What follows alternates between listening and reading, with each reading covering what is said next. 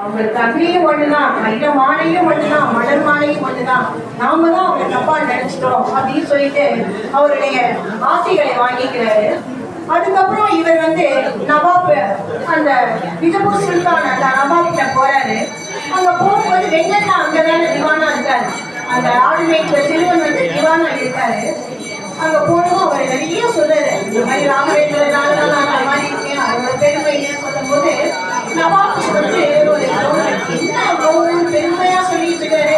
அந்த மகான் எப்படிப்பட்டவன் அப்படின்னு சொல்லிட்டு இவர் ஒரு வேலை பண்றாரு. மகானை நானும் பார்க்க வரேன் அப்படின்னு இவர்கிட்ட சொல்லிட்டு அழைச்சிட்டு போறாரு.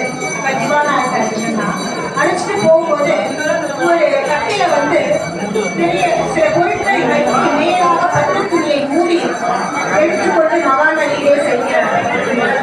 அவர் எடுத்து சென்றது மாமிசம். அந்த மகானுக்கு தெரியாததா என்ன, உள்ளே சென்று விட்டார். அங்கே எல்லோரும் அவரை வணங்கி கொண்டிருக்கிறார்கள். அப்பொழுது அந்த நவாபுக்கு ஒரு எண்ணம் வருகிறது, இப்படிப்பட்ட மகானை சோதிப்பதற்காக நாம் ஒரு அற்ப செயலை செய்துவிட்டோமே அப்படின்னு மனம் குலுங்கி அந்த இடத்துல நினைக்கிறார். இது மகானுக்கு தெரியும், சர்வமும் உணர்ந்தவர் அல்லவா, அவருக்கு இதையெல்லாம் தெரியுது. உடனே அவர் சொல்றார், நீங்க கொண்டு அந்த பரிசை நான் ஏற்றுக்கிறேன், அதை தொடங்கிறாரு. இவருக்கு இல்ல வேணா சுவாமி, அதை எடுக்க வேணாம், நவாப் பரவாயில்ல நீங்க எடுங்க அப்படின்னு சொல்லி கேட்கிறாரு. உடனே இவருக்கு மனசுக்கு ஒரு பயம், நாம் இறைச்சி அல்லவா வச்சிருக்கோம், இவர் மகான் பார்த்தாருன்னா அதை நினைச்சு ரொம்ப வருத்தப்படுவார், அவரை சோதனை பண்ண ரொம்ப மனசு என்னோட சொல்றாரு. இல்ல நீங்க அந்த பட்டு துணியை எடுங்க அப்படின்னு சொல்லி கேட்கிறாங்க. அந்த பட்டு துணியை மேல அந்த பட்டு துணியை நீக்கும் போது இவர் அந்த இருந்தது இறைச்சி மாமிசம். ஆனா அதுல பாத்தீங்கன்னா பலவித நறுமண மலர்களும் கனிகளும் கட்டங்களும் அதில் இருக்கின்றன. மகானால் மாற்ற முடியாதது எதுவுமே இல்லை. அப்ப என்ன சொல்லி சொல்றாரு, எனக்கு இன்னும் சில காலங்கள் தான் எனக்கு இருக்கின்றது. இந்த பூவுலகை விட்டு நான் சென்று அனுபவமாக இருந்து என்னுடைய மக்களுக்கு நன்மையை செய்வேன். 700 வருடத்தில் இருந்து நான் மக்களுக்கு நன்மை செய்ய வேண்டும். நான் அமர்வதற்கு ஒரு பிருந்தாவனம் வேண்டும், ஒரு இடம் வேண்டும் அப்படின்னதும் நவாப் சொல்றாரு, உங்க மகான் எங்க ஆசைப்படாதோ அந்த இடத்துல நான் கொடுத்துறேன் அப்படின்னு சொல்லிட்டு. அப்பதான் மாஞ்சாலை கிராமத்துல ஒரு இடத்த இவர் அந்த இடத்த சுற்றி வரும்போது அவருக்கு அந்த இடத்துல ஒரு சாநித்தியம் தெரியுது, ஏதோ ஒரு சாநித்தியம் தெரியுது. அந்த இடத்துல ஒரு வீடம் இருக்கு. அந்த வீடத்துக்கிட்ட போய் நமக்கு இந்த இடத்துல ஒரு பிருந்தாவனம் கட்டினா நல்லா இருக்கும்.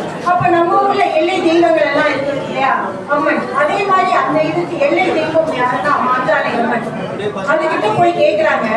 கேட்கிறப்ப அவங்க என்ன சொல்றாங்க, ஆட்டுக்கடா எனக்கு ரொம்ப பிடிச்சது, அதை நீ உன்னுடைய பிருந்தாவனத்திலே மேல் பக்கத்திலே அமைத்துக் கொண்டு நீ இங்கேயே பிருந்தாவனம் நீ இந்த இடத்திலேயே அமைத்துக் கொள்ளலாம்ன்றாங்க. பிருந்தாவனம் அமைக்கிறாங்க, வேலைகள்லாம் நடக்குது, பிருந்தாவனம் அங்க கட்டப்படுது. அந்த வீடத்து மேல சுவாமிகள் அமர, அதாவது அவருடைய இறுதி காலம் தன்னுடைய சுய உடலை இந்த பூமியிலிருந்து விடுவித்துக் கொண்டு மகானாக இருந்து நமக்கெல்லாம் அற்புதங்கள் செய்யக்கூடிய அந்த ஒரு தருணம். அந்த வீடத்திலே அமர்கிறார் மகான். அமர்ந்து கொண்டு கையிலே துளசி மாலை. ஊர் முழுவதும் சுசீந்தர் மடத்துக்கு வருகிறது, இவர் பூதோடைய நீக்கிறார் என்று. எல்லோ இடத்திலும் இவருடைய புகழ் வழங்கி இவருடைய மக்கள் எல்லோரும் அனைவரும் அங்கு மகானுடைய எதிர்த்தாப்போல் அமர்ந்து கொண்டு ராமநாமங்களை ஜெபித்துக் கொண்டு மகானை பற்றி பாடிக்கொண்டிருக்கிறார்கள். மகான் சொல்றார், நான் துளசி மாலைய கையில உறுத்திட்டே இருப்பேன், எப்ப நிற்கிறதோ என்னோட உயிர் இந்த